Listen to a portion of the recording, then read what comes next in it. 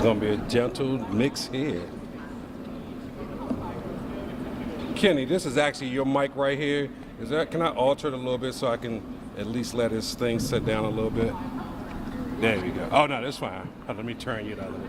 You do it how you need to, so just so. Ben. Thank you. Fox. Stringer. Is this one on? Who's this not on? I guess it's on. It's just.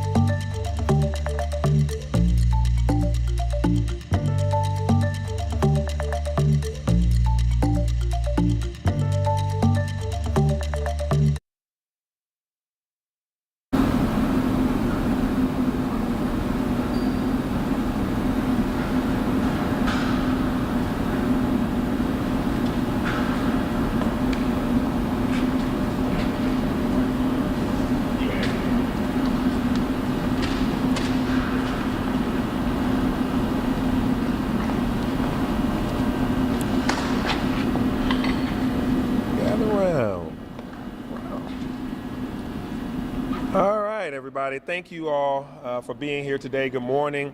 Thank you for joining us at the Shirley C. Franklin Pumping Station and Quarry at Westside Park, a shining example of innovation, infrastructure, and sustainability in our city. Today we're here to talk about something that impacts every single citizen, every single person who calls Atlanta home, and that is our water system. Ensuring that it remains strong, reliable, and ready for the future is a top priority of my administration. Last summer, two significant water main issues and water main breaks tested the resilience of our system. While it wasn't the way we wanted to start the summer season last year, it highlighted the urgent need to continue investing in our infrastructure. Since then, we've launched several key initiatives to strengthen our system and better prepare us for future challenges. In collaboration with the U.S. Army Corps of Engineers, we've been assessing our critical infrastructure and developing plans for much needed upgrades. I established the Atlanta Water Advisory Group, and their expertise has been invaluable in shaping the future of our water infrastructure. We're excited to have those people serve on that team to help us. Just last week, I announced the appointment of the newest member of my cabinet who has joined us today, that is James Gregory Irely, he is our new commissioner of the Department of Watershed Management.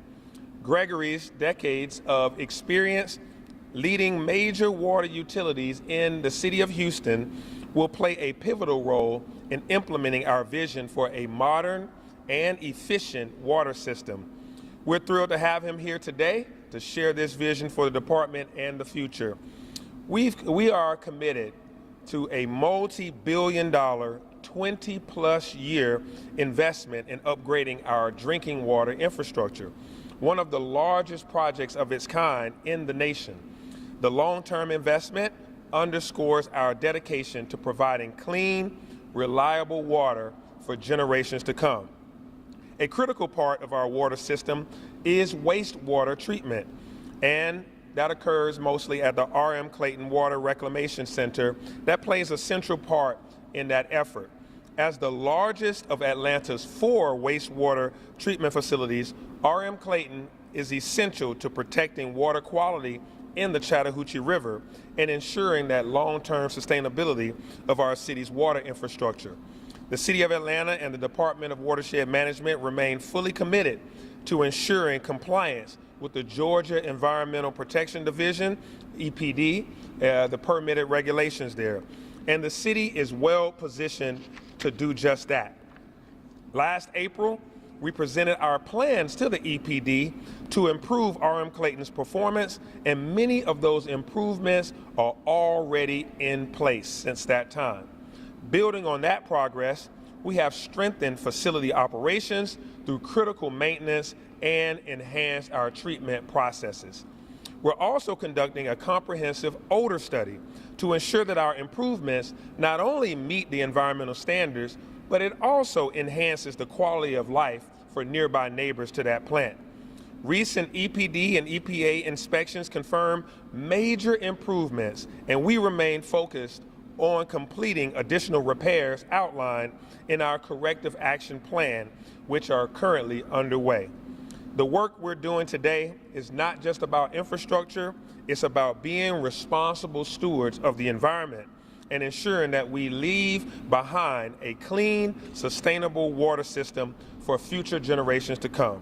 Atlanta's future depends on the decisions that we make today. We're not just reacting to today's challenges, we're positioning ourselves for a smarter, more resilient, more efficient water system. And I'm excited for the progress that we're making right now. So next up, you're going to hear from our commissioner, our current commissioner of watershed management, Al Wiggins, right now. Thank you, Mayor Dickens. Good morning, everyone. As the mayor mentioned, we have made significant improvements to both our drinking water infrastructure and to our plant operations. Starting with, so the department has upgraded to a more robust asset management system. This system is used to manage over 4,000 miles of water infrastructure. This system will enable us to track inspections and repairs and to improve scheduling by prioritizing tasks based on real-time data. It also allows us to identify the precise location of water system assets. This will help us to ensure the efficient maintenance of the system. So we're very proud of this system. Again, you may have had heard questions earlier about our ability to locate the precise location of our assets. This software program will assist in that effort. We've also deployed leak detection devices over 1,600 locations, serving critical facilities such as hospitals, senior centers, and correctional institutions. This has led to about 50 work orders for repairs, ensuring continuous, reliable services for these critical locations. It also helps to save over 168 million gallons per year. Additionally, we're launching a pilot program to test new technology that will enhance our water meters.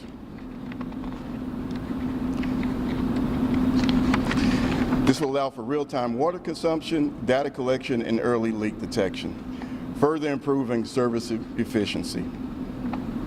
So moving on to R.M. Clayton, we've invested about $7 million into automation for that plant.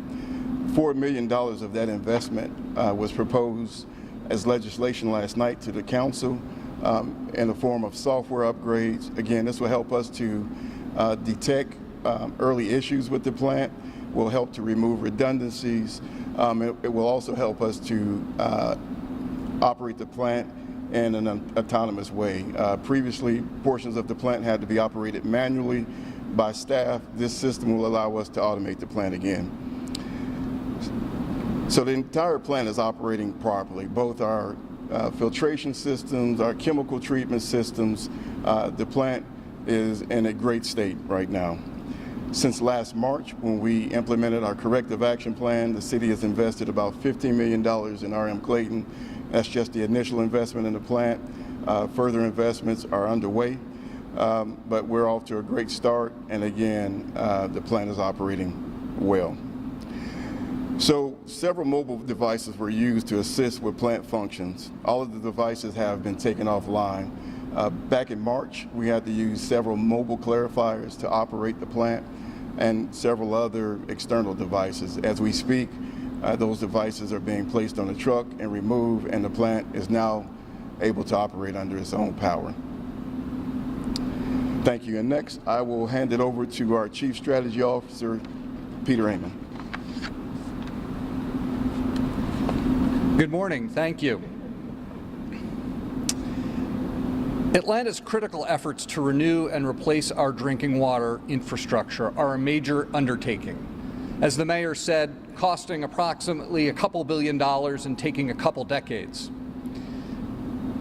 We call this program the Atlanta Drinking Water Renewal and Replacement Program. The acronym is ADWR. Sounds a little bit like add water. That's as close as we could get. The size and scope of this effort are similar to the consent decree work that we did starting in earnest under Mayor Shirley Franklin's tenure. So this is a major multi-decade program, but it is one that we have to do. Indeed, this task is not one we can avoid if we wish to maintain the high quality and resilient water service to our existing residents, businesses, visitors, as well as support additional growth of the city.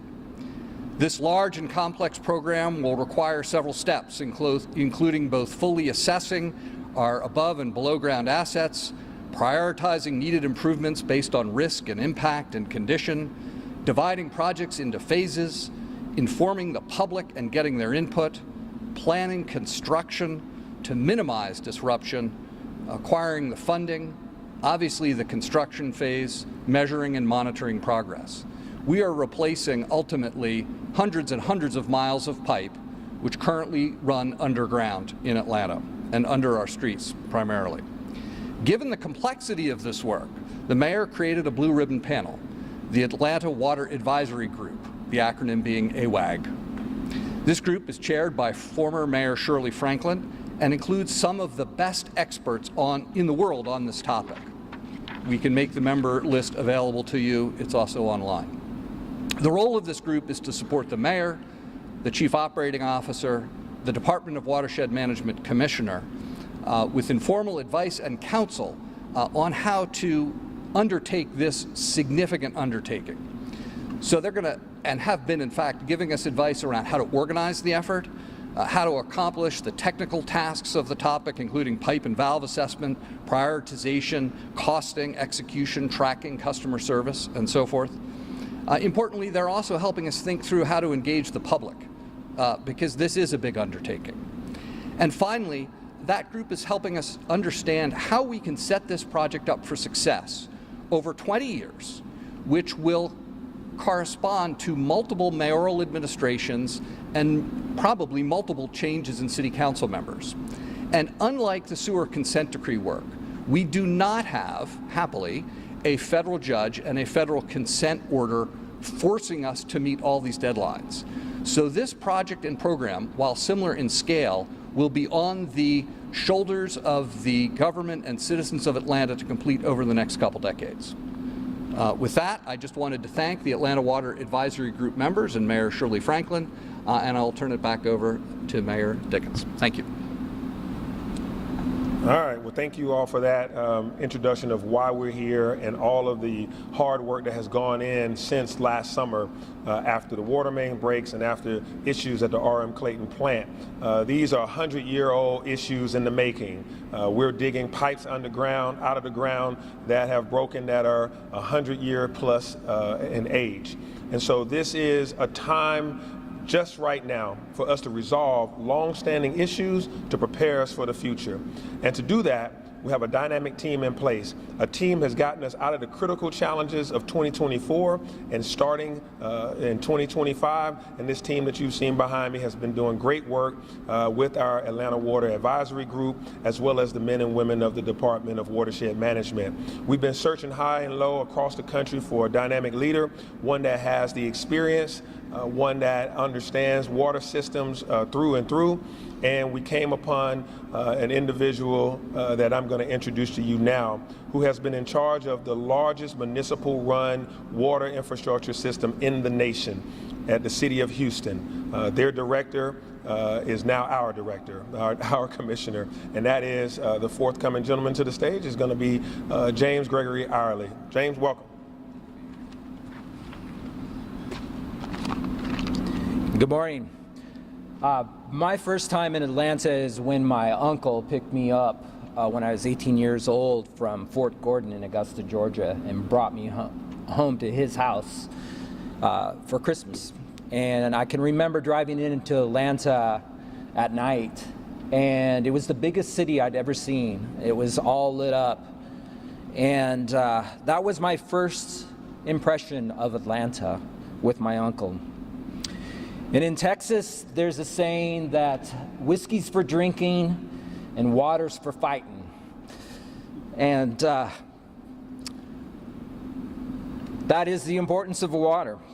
I'm honored to be here, and I want to say thank you, Mayor Dickens and Chief Operating Officer LaShondra Burks, for having confidence in here to bring me here to Atlanta and to serve the 1.2 million people that depend on the water that Atlanta produces every day for the region. I believe the long-term vision for water in Atlanta is water security. And how do we achieve water security? I believe we achieve it, number one, through operational excellence. In everything that we do at the highest level, above and beyond the bare minimum that is required by our permits. I believe we do that with first-class infrastructure and maintaining that infrastructure. And today you're standing, in an example of what infrastructure can look like and will look like. Even if the stuff that you have is old, you can take care of it.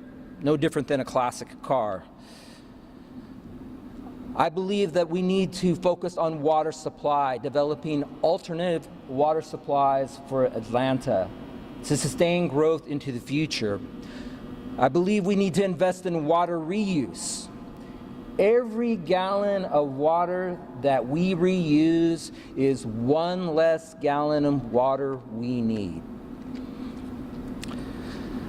I believe we need stable rate structures for our ratepayers. Atlanta has a long time been a beacon out there when it comes to water rates in the country.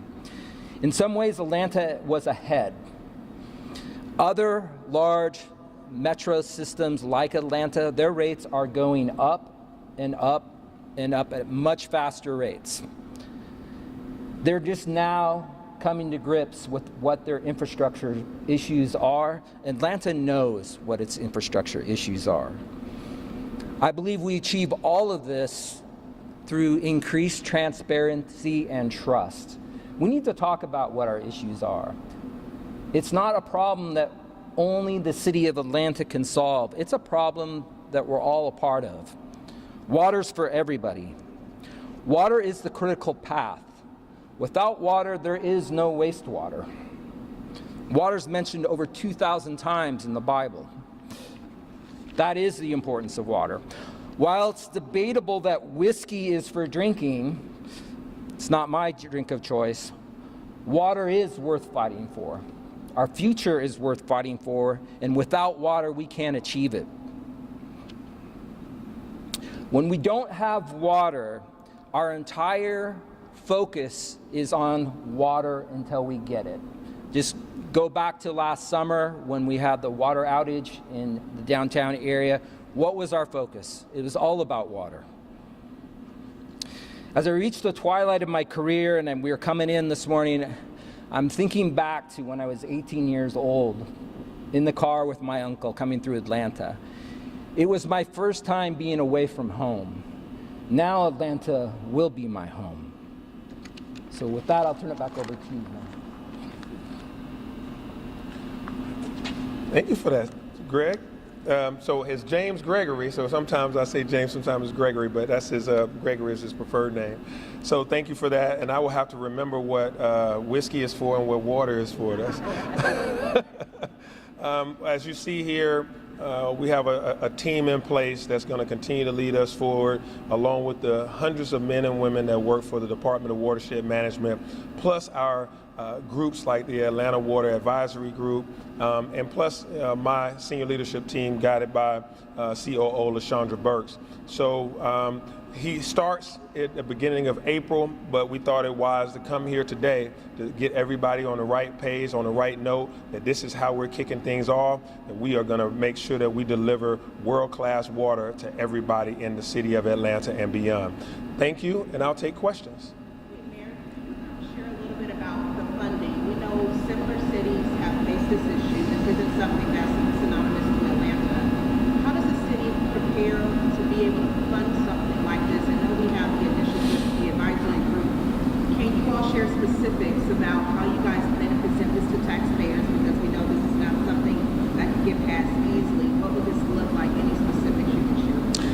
Yeah, part of Greg's first job is going to be to get a hold of the whole situation and make sure that we, the plan that we're putting in place through the Water Advisory Group as well as the U.S. Army Corps of Engineers, that plan is the plan that we're going to sign off on and share with the City Council all the dollars and cents that's associated with it. We know that it's going to be in the billions. $2 billion is the latest estimate, but we have to get further and further down on the details of that, so then we can figure out what are the best levers to pull on making sure that happens. That's going to take some time, so some of that we're hoping will be from the federal government, which we're positioning ourselves with the U.S. Army Corps of Engineers to make that ask. Some of that will come from already existing ratepayer dollars that come in through our system that can help go forward with those type of repairs. So far you've heard from Commissioner and the Chief Strategy Officer that we have spent money already to upgrade R.M. Clayton's plant and the repairs that we've been doing on the street,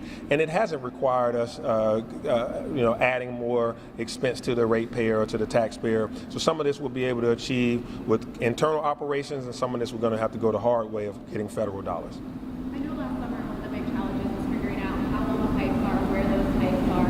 Do you guys have a better grasp of just how much will need to be replaced, how long, how immediate those are? Which one of you want to answer that question? You go ahead. So thank you for the question. That's a great question. So that is part of the assessment. You heard me earlier that I mentioned that we have onboarded a new asset management program. That data will go into that program to help with the inspection process, to understand the life cycle of the equipment that's subgrade. So once the inspection is completed, we'll have a better understanding.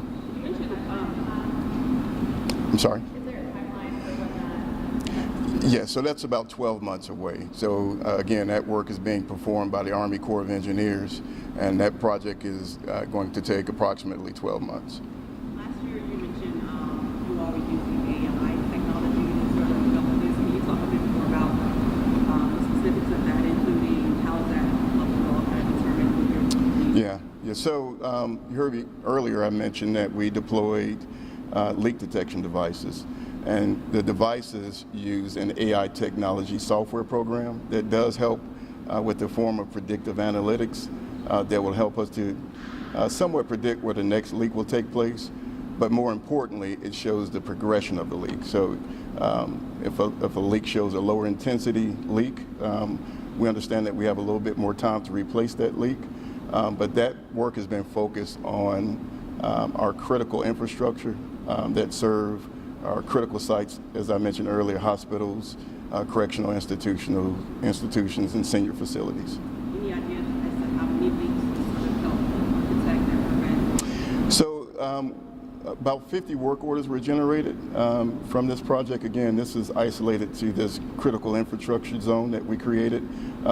Later on, in conjunction with the work that the Army Corps is performing, a citywide leak detection program will be implemented with that process as well. I have another follow-up question. It's kind of related to, but it's not really related. Does the city need to create a stormwater utility or additional fees for stormwater projects? So that is something that we're investigating, but again, that investigation is currently underway. It takes a lot of collection of data, a lot of work as far as looking at the impervious surfaces of the city, but at this time, that is not something that we're looking to implement. As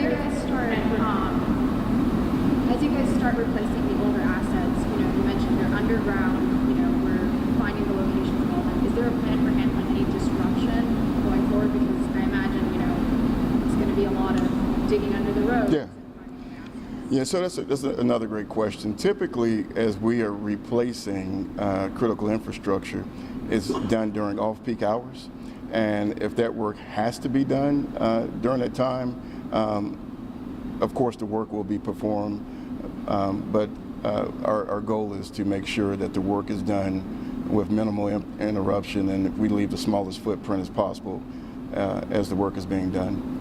Commissioner, the city is still facing a consent decree that expires in 2027. I know you said that you had requested an extension. What is the status on that extension, and how do you guys anticipate consent decree work to go alongside the big water system changes? Yeah, so the consent decree work is isolated to wastewater activities, which is not really associated with the work, at least not directly, the work that we're performing today. We are on schedule to meet our critical milestones. We have 2 left before we meet compliance with the program. We have not heard from the EPA in response to our request for an extension, but we are moving forward aggressively as if we won't receive an answer from the EPA. I know there's separate systems. I guess my question is more, is the department staffed up enough? Do you guys feel like you have enough resources to take on the end of the major project and the beginning of the major project? I do, but we also have to consider that we are operating in a competitive environment. Many of the contractors that we use, other municipalities use the same contractors. So I think our concern is more focused around being able to secure the right contractors. But at this time, again, we're on schedule to meet all of our critical milestones. Mayor, we saw in DeKalb County, I mean, this is an issue that every city is dealing with, aging water infrastructure. DeKalb County just increased their water rate 19% in the next 10 years. You mentioned this $2 billion projection price tag. Is there any way a water rate increase is not going to happen? Right now, I can't say that a water rate increase is on the table or off the table. Right now, we're not coming to the ratepayer to say pay more based on this. I can't tell you that over the next 20 years that this project is going to take place, that won't be requested of ratepayers. As of today, we do not have a request in or any kind of thing that we're going to come forward with in the next weeks or so. And that's going to be part of what Mr. Irely, when he gets in here, he's going to look at all the details and see, how does our current rates work, and do they are they going to be able to help us achieve what we're trying to achieve? Also, the conversation that was just mentioned about a stormwater utility, that is a possibility. It's been talked about in Atlanta for at least 25 years or so. We haven't ever implemented one. That is a source of revenue that can help with some of these things. I know in Houston they have one, and in a lot of major cities you do have a separate stormwater utility. We do not, and we'd be, looking at that as well. It's something that I wouldn't say we'd start right away, but it's definitely a part of the overall package of making sure that our future is better than where it is today. Last question. It might be better for the commissioner, but Okay. we got all this advanced technology. We're talking about water main breaks. I understand there's one going on right now on Treasure Bridge Road. Did this technology detect that? Are we ahead of it? So, no, it wouldn't have. The technology that I just mentioned earlier has not been installed in that particular area. But I do want to, for you to keep in mind that the city of Atlanta is unique in its own right. The city was chartered in the early 1800s. So water main breaks are not a unique occurrence. We have several water main breaks a day, which is typical for a water utility of the size of Atlanta. So no, it did not detect the that particular water main break. But if it had occurred within the critical infrastructure zone, we may have received a hit. Wondering about staffing in the department. You know, obviously these are jobs that require a lot of knowledge and require a lot of, you know, work. So wondering about the state of staffing and if there's any further investment in that. Yeah, so as with any water utility, the city of Atlanta is not unique. We do face challenges with filling critical roles. What has benefited us is that we have implemented incentives for pay that has tremendously helped with not only recruitment, it's helped with retention as well. We're at a comfortable level with our staffing. We would always like to have additional staffing to cover for unforeseen circumstances. But at this point, we are recruiting, but we're in a comfortable position. Thanks, everybody. Thank you all. Thank you. You all. Thanks, Commissioner. Good work. Good job.